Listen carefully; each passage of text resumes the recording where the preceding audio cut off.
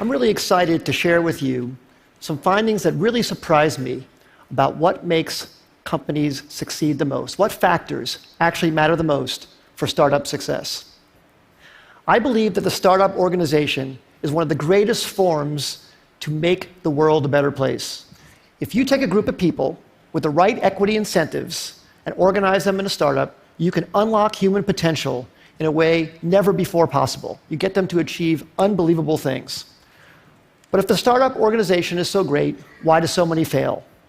That's what I wanted to find out. I wanted to find out what actually matters most for startup success. And I wanted to try to be systematic about it, avoid some of my instincts and maybe misperceptions I have from so many companies I've seen over the years. I wanted to know this because I've been starting businesses since I was 12 years old, when I sold candy at the bus stop in junior high school, to high school when I made solar energy devices, to college when I made loudspeakers, and when I graduated from college, started software companies. And 20 years ago, I started Idea Lab, and in the last 20 years, we started more than 100 companies, many successes and many big failures. We learned a lot from those failures. So I tried to look across what factors accounted the most for company success and failure. So I looked at these 5. First, the idea. I used to think that the idea was everything. I named my company Idea Lab, and how much I worship the aha moment when you first come up with the idea.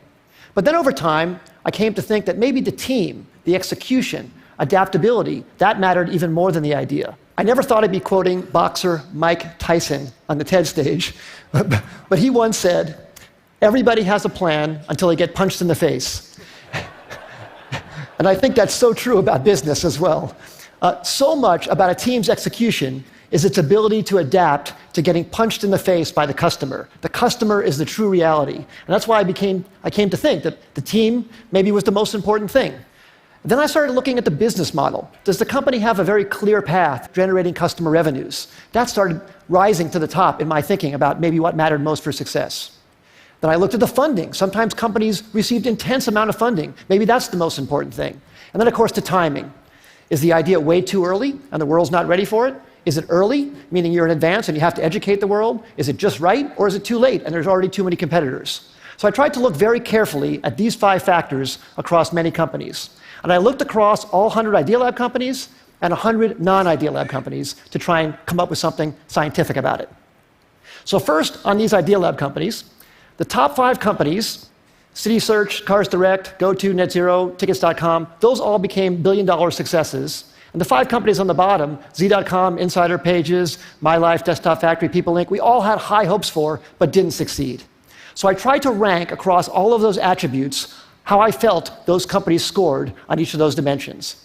And then for non-Idea Lab companies, I looked at wild successes like Airbnb and Instagram and Uber and YouTube and LinkedIn, and some failures. Webvan, Cosmo, Pets.com, Flues, and Friendster. The bottom companies had intense funding. They even had business models in some cases, but they didn't succeed. I tried to look at what factors actually counted the most for success and failure across all these companies, and the results really surprised me. The number one thing was timing. Timing accounted for 42% of the difference between success and failure. Team and execution came in second, and the idea, the differentiability of the idea, the unique idea, that actually came in third. Now, this isn't absolutely definitive. It's not to say that the idea isn't important. But it very much surprised me that the idea wasn't the most important thing. Sometimes it mattered more when it was actually timed. The last 2, business model and funding, made sense to me, actually. I think business model makes sense to be that low because you could start out without a business model and then add one later if your customers are demanding what you're creating. And funding, I think as well. If you're underfunded at first, but you're gaining traction, especially in today's age, it's very, very easy to get intense funding. So now let me give you some specific examples about each of these. So take a wild success like Airbnb, that everybody knows about. Well, that company was famously passed on by many smart investors because people thought, no one's going to rent out a space in their home to a stranger. Well, of course, people proved that wrong. But one of the reasons it succeeded, aside from a good business model, a good idea, great execution, is the timing. That company came out right during the height of the recession when people really needed extra money. And that maybe helped people overcome their objection to renting out their own home to a stranger.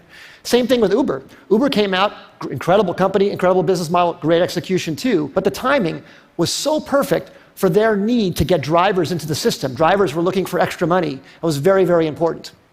Some of our early successes, CitySearch came out when people needed web pages. GoTo.com, which we announced actually at TED in 1998, was when companies were looking for cost-effective ways to get traffic. We thought the idea was so great, but actually the timing was probably maybe more important. And then some of our failures. We started a company called Z.com. It was an online entertainment company. We were so excited about it. We raised enough money. We had a great business model. We'd even signed incredibly great Hollywood talent to join the company. But broadband penetration was too low in 1999, 2000. It was too hard to watch video content online. You had to put codecs in your browser and do all this stuff. And the company eventually went out of business in 2003. Just 2 years later, when the codec problem was solved by Adobe Flash, and when broadband penetration crossed 50% in America, YouTube was perfectly timed. Great idea, but unbelievable timing. And in fact, YouTube didn't even have a business model when it first started. It wasn't even certain that that would work out. But that was beautifully, beautifully timed. So what I would say in summary is execution definitely matters a lot. The idea matters a lot, but timing might matter even more. And the best way to really assess timing is to really look whether consumers are really ready for what you have to offer them, and to be really, really honest about it, not be in denial about any results that you see. Because if you have something you love, you want to push it forward, but you have to be very, very honest about that factor on timing. As I said earlier, I think startups can change the world and make the world a better place.